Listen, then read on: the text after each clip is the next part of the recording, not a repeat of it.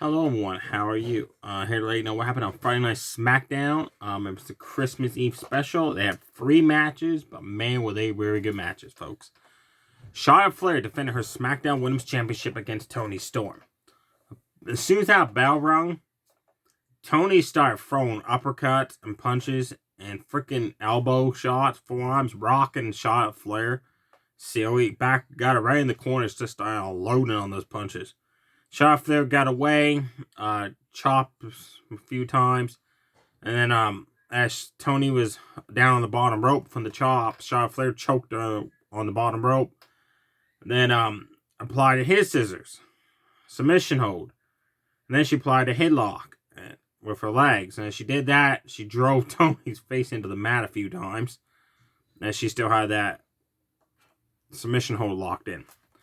Toni Storm started fighting back again. She hit a nice jumped up cross body, which almost won her the title. Like, that was a close. Like, I thought that was free right there, but it wasn't. Referee said it was like 2 3/4. Charlotte Flair, big booter to the outside. The game, get a break from Toni Storm because Toni Storm was all over her all match. Like, took her right to Charlotte Flair. Charlotte Flair went for natural selection. Storm ducked. Then Charlotte Flair quickly afterwards applied the figure 8 submission hold, but Toni got a hold of the rope, so there was a rope break. Charlotte then rolled her up and tried to cheat to win to keep the title by grabbing hold of the rope. The referee started counting and saw it.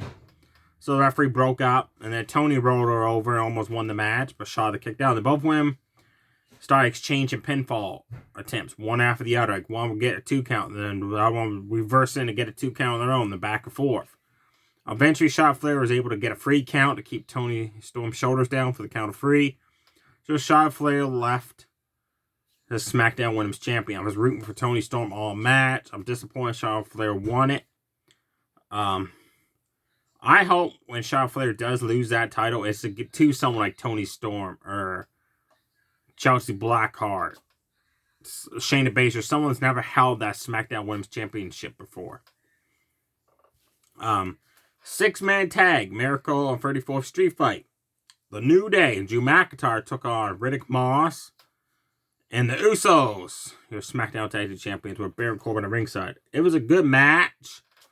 I just didn't like how there was so much comedy into it. Like, Drew McIntyre and the New Day poured eggnog on Corbin. Jace drank some eggnog and spit it out. Like, that comedy stuff don't work for me. And at one point, Kofi Kingston grabbed 2, plastic looking trays I ever seen my entire life and hit the Usos with the cookie trays. Like, I can understand it looked painful if they didn't look plasticky, but anyways, besides that, the match was good. Kofi Kingston grabbed a candlestick that looked like a candy cane and unloaded on Jey Uso's back. Those are some stiff shots there. That looked painful. Then Jimmy Uso stopped it by throwing a present in Xavier Woods' face twice. The Usos grabbed hold of 2 Christmas trees and sandwiched Kofi Kingston between them. Then the Usos and the New Day were fighting on stage at one point. And the Usos Irish whipped the New Day in opposite corners, and they crashed through Christmas trees and decorations and presents. While they were doing that, Riddick Moss was taking it right to Drew McIntyre, folks. Like, neck breaker, punches in the corner, DDT, a throat chop. Then Drew McIntyre did his signature overhead tosses, he does. And then Claymore kick match over.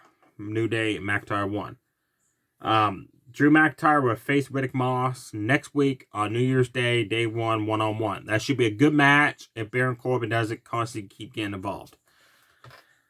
Now, final match on SmackDown, a 12-man, 12 Days of Christmas gauntlet match. The winner will go on to face Shinsuke Nakamura for the Intercontinental Championship at Day 1. I was excited for that because finally we're going to have Nakamura defend that title. It's been a few months since he's defended it. The gauntlet match started off with Angel Garza and Mansoor. Mansoor hit nice 2 back-to-back atomic backdrops, and Garza felt those. Then Mansoor jumped up and hit Garza right in the face of a dropkick. But then Garza quickly hit the wing clipper, 1, 2, 3, eliminated Mansoor. Eric of the Viking Raider was next.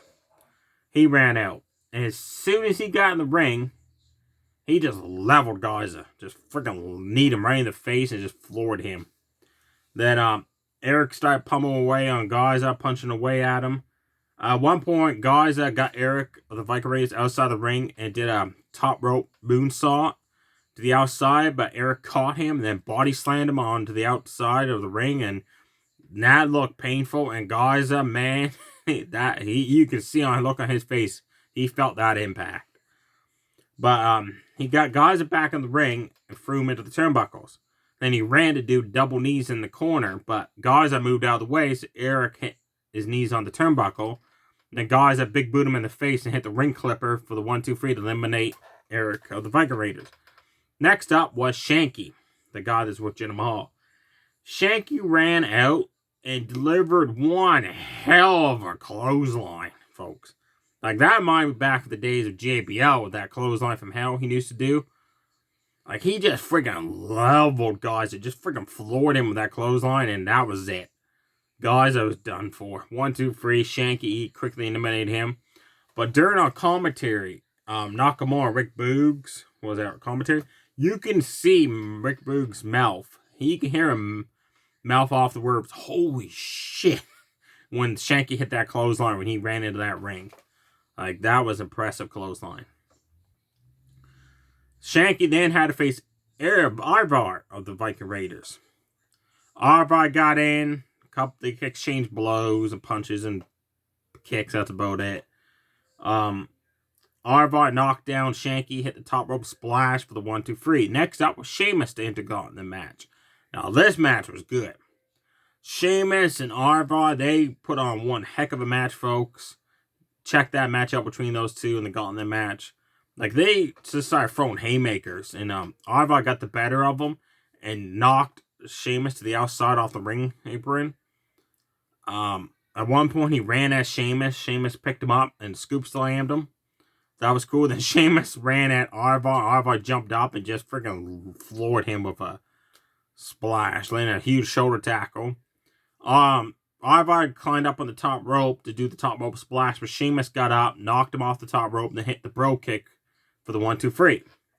Drew Gulak came out next. Gulak got in the ring, and this I didn't like. Sheamus just quickly bro kicked him. 1-2-3, that was it. Like, seriously. I don't know why WWE we hired Gulak. They must have promised him something, because they were treating him bad last year. But like, that match he had with Daniel Bryan, Elimination Chamber, that was great. But ever since then, he's like just being basically like a jobber to these guys. And I don't like that. He's a great talent. So they must have promised him something and basically went back on the word or something. Hopefully 2022 is find the year for Drew Gulak again. I really hope so. That's actually going to be one of my cons. With the upcoming video that me and my good friend Joe D. Graves is going to do, like pros and cons of the year, that's definitely one of my cons, is how they're treating Drew Gulak. Maybe it is, maybe not. Not sure yet. Cesaro came out next. Sorry, folks, got a little bit off topic. Cesaro came out. His ribs are still taped up from that nightstick shot that Ridge Holland gave him last week on SmackDown. Cesaro, as soon as he got in that ring, uppercut. Started uppercutting Sheamus. Hit a nice top rope missile drop kick. Top rope crossbody. Took Sheamus right to the outside and kicked his ass outside of the ring. Just friggin' beat the crap out of him. He got Sheamus back into the ring. Then Sheamus targeted those injured ribs.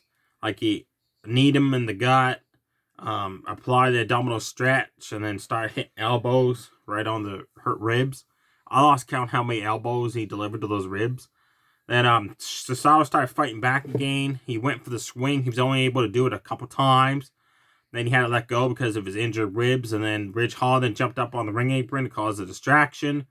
And then Cesaro turned around and Sheamus leveled him with a bro kick to eliminate him. Then Ricochet came out next to the Gauntlet. Ricochet ran in full speed ahead. And hit a nice springboard crossbody all over the ropes and hit Sheamus with it. Then he went to throw Sheamus outside the ring. and something happened. They both got tangled up in the ropes. That looked kind of bad. Ricochet kept using his quick strike. Like, he'll hit a kick strike. Then he'll duck and dodge. Then here, one back at Sheamus hit a nice tornado DDT off the ropes. Stuff like that. Sheamus kept having issues trying to get a hold of Ricochet, folks. But funny, when he got a hold of him, then he delivered a huge backbreaker and Ricochet was done for. Power slammed him down. Ricochet eventually started fighting back, throwing punches. Hit a tornado DDT, which just spiked Sheamus. Sheamus countered a moonsault that Ricochet did and got his knees up. Ricochet was fighting back again and had a nice springboard off the ropes clothesline. And then he had a nice backflip into a moonsault combo. That was pretty cool. Ridge Holland again caused a distraction by Cesaro. I thought he had left, but he had stayed outside the ring. A grab hold of Ridge Holland took care of him, and Sheamus was yelling at Cesaro outside the ring, and that allowed Ricochet to pin Sheamus to eliminate him. Next up was Ricochet versus Humberto Carrillo, folks, and this part was cool. When Humberto Carrillo ran into that ring, Ricochet caught him coming with the recoil, and holy shit. Humberto Carrillo went flying back. Like, he just got leveled with that recoil. And Ricochet has so much momentum going when he hit Humberto running at him with it, that Humberto just bounced back like a slinky. Eliminated Humberto quickly. Jinder Mahal ran in. Ricochet quickly reversed the colossal slam that Jinder Mahal does and eliminated him. Sami Zayn was the last one into the 12-man gauntlet. He drew last. He got in. These guys put on a great matchup. I enjoyed it to end the show. Sami hit clothesline off the top rope. Ricochet started getting worked on. Then Sami Zayn was trash talking him when he kept kicking him and punching him and body slamming him. So Ricochet had enough and jumped up and hit a nice hurricanrana off the top rope to send Sami Zayn flying. They started fighting back and forth again. Sami caught Ricochet running right at him with a super kick. Blue Thunderbomb. 1-2. Ricochet kicked out. Then Ricochet got up and Sami floored him with a Lua kick for the 1-2-3. So Sami Zayn wins the Gauntlet match. He now will face Nakamura next week on day 1 for the Intercontinental Championship. That should be a really good match between Sami Zayn and Nakamura. So there you have it, folks. If you watched SmackDown Christmas Eve, what did you think of the Gauntlet match? Who do you impressed you the most? Me, I've got to say it was Sheamus and Ricochet for sure. And Gaza, he did pretty good too. And that clothesline from Shanky, that was just amazing to see. Stay safe, everybody. Have a good holiday season coming up. Bye.